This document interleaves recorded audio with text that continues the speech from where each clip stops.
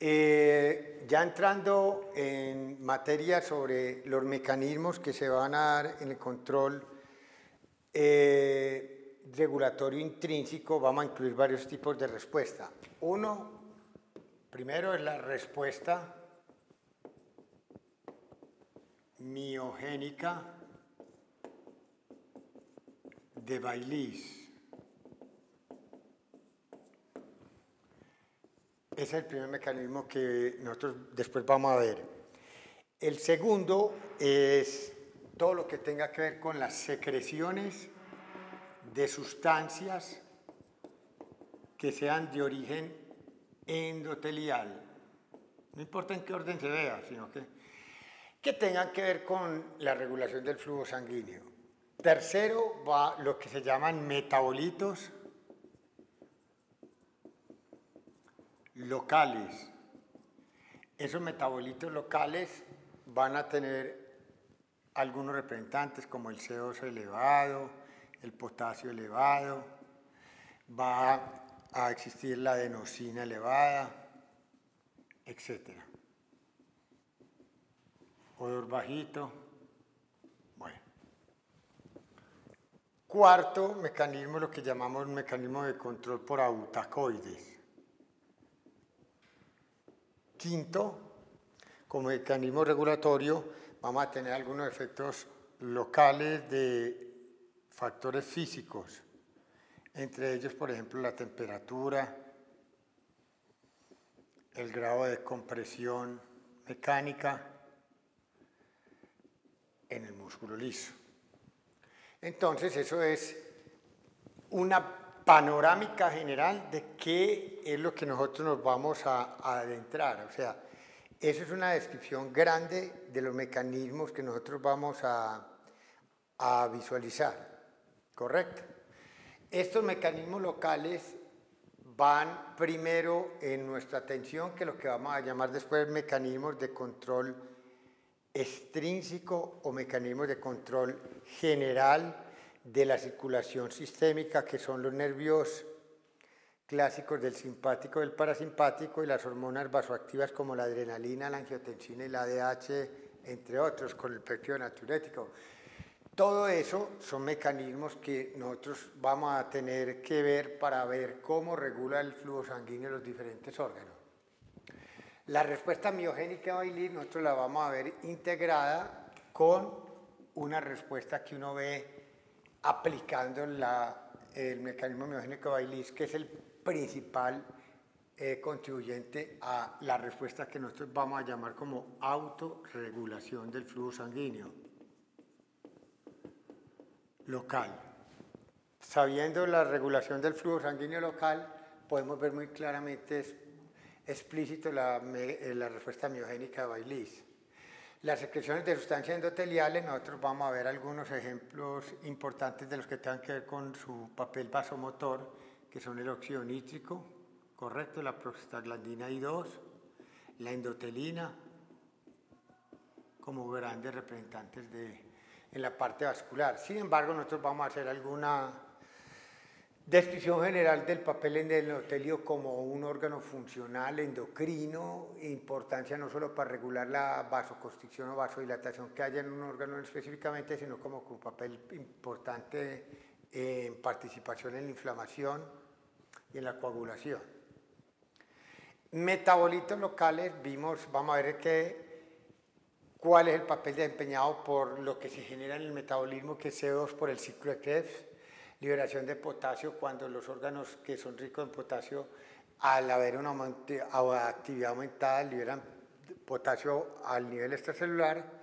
adenosina como representante indirecto que nos esté dando la idea de que se está gastando mucho ATP porque un órgano específicamente está haciendo mucha función, lo mismo el oxígeno bajito, fosfatos altos por ejemplo, pH disminuido, o sea, concentración de hidrogeniones altas, y el efecto de la osmolaridad a nivel de los tejidos, sobre que vaya a dar una mayor o menor señal. Autacoides, nosotros los vamos a ver como sustancias que se crean, nacen localmente, actúan localmente, y su efecto generalmente es a nivel local, bien sea autocrino o paracrino. Son sustancias que nosotros vamos a ver como una guía general porque participan en varios procesos, entre ellos la inflamación. Y por último estaríamos algunos efectos de temperatura y de la compresión para explicar algunos fenómenos de que le llegue más sangre en un momento dado a un órgano en especial. Bueno, pero entonces sí tenemos que tener muy claro en nuestra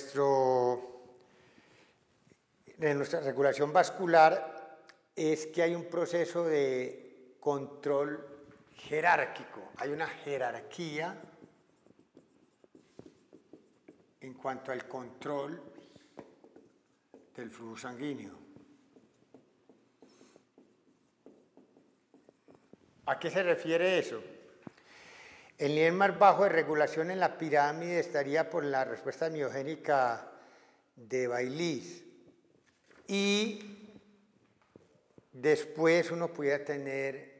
las respuestas endoteliales, los metabolitos vasodilatadores, las autacoides, y todo eso estaría manejando necesidades locales, tratando de mantener el flujo sanguíneo de acuerdo a eso. Pero lo más importante de todo es que en esta jerarquía, póngalo usted aquí, mecanismo miogénico, autacoides y endotelio, lo que sea. Si está subiendo y en la escala última valoración está lo que llama el mecanismo más importante para nosotros controlar el nivel más alto,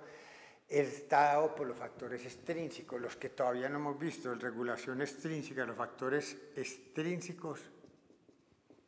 sobre el control del flujo sanguíneo en general. Y esos factores extrínsecos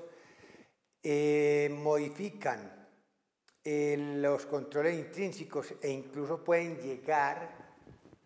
estos factores pueden llegar a pueden superar a los factores intrínsecos. Y eso es muy importante para tenerlo en cuenta porque eso nos va a explicar a nosotros verdaderamente lo siguiente. En una situación, por ejemplo, de hemorragia, cuando el organismo empieza a perder sangre en forma importante, el músculo estriado-esquelético, que contribuye en muy buena parte a ayudarme a autorregular el flujo sanguíneo con el tracto gastrointestinal, yo puedo empezar a hacer escalas de sacrificio. ¿En qué sentido? Los órganos localmente,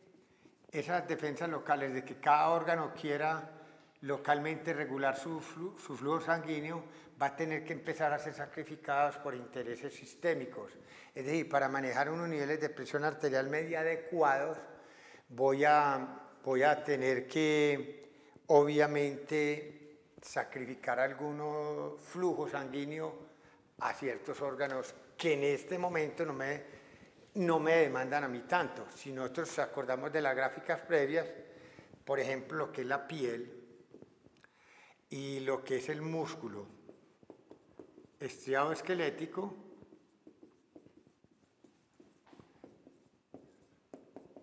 son dos órganos que verdaderamente tienen unas necesidades metabólicas basales muy bajas mientras estemos en reposo. Por lo tanto, tampoco es como para decirle que no le vuelvo a dar sangre, sino que yo puedo redistribuir y mantener un tono aumentado a estos órganos para esa sangre sea redistribuida a órganos que requieren un consumo de oxígeno más alto.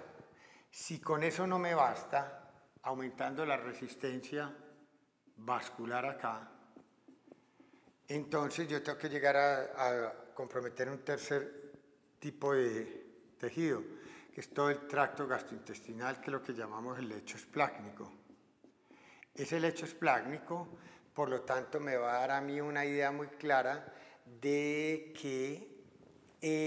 voy a sacrificar en ese momento la llegada de flujo sanguíneo, lo que es hígado, páncreas, duodeno, yeyuno, ilion. En ese momento no estaré de pronto con necesidades de hacer una buena absorción de alimentos, entonces en el momento no me va a preocupar tanto esto y voy a poder recibir la sangre a órganos más importantes. Si aún este mecanismo no ha funcionado, en la escala de eso ya siguen los riñones. Y después los riñones ya se nos acaban el último quinto orden, que son corazón y cerebro. Si ninguno de estos de estos cuatro mecanismos, nos ayudó aumentando la resistencia vascular a manejar los niveles de presión arterial media en forma adecuada, como para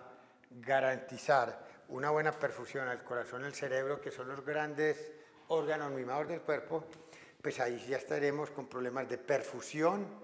y entrega de oxígeno al coronario y al cerebro, y ahí es cuando pueden empezar ellos a sufrir con un problema de un infarto, una isquemia cardíaca en un momento dado, o un infarto a nivel cerebral. Entonces, lo que es verdaderamente importante es que aún en esta redistribución estos órganos pueden sufrir por yo recibir con un aumento de la resistencia periférica, por ejemplo, por un bajo gasto cardíaco que puede haber a veces, para mantener esto constante. Si yo a esta resistencia periférica la estoy haciendo es con base al sacrificio de llegar en parte menos flujo sanguíneo y menos entrega de oxígeno a estos órganos en etapa aguda pueden sufrir una insuficiencia. Esa insuficiencia de la oferta de oxígeno sobre una demanda que puede estar incluso normal, simplemente da lo que llamamos nosotros la palabra isquemia. Es decir, un desbalance entre lo que la oferta de oxígeno y la demanda de oxígeno, y eso es un papel verdaderamente importante tenerlo en cuenta, porque la isquemia nos va a marcar a nosotros que en un momento dado pues vaya a haber la posibilidad de que ese órgano muera, y yo puedo morir por necrosis o por apoptosis o por ambos tipos de muertes. Entonces, para nosotros el control local del flujo sanguíneo es muy importante, mientras el organismo como un todo, mientras el organismo como un ente global no vaya a estar sufriendo en forma importante. Y siempre hay que tener en claro, lo local lo dejo manejar, que se maneje por metabolitos locales, por algunos de los mecanismos que nosotros vimos, pero eso se va a sacrificar y puede ser sobrepasado por el mecanismo global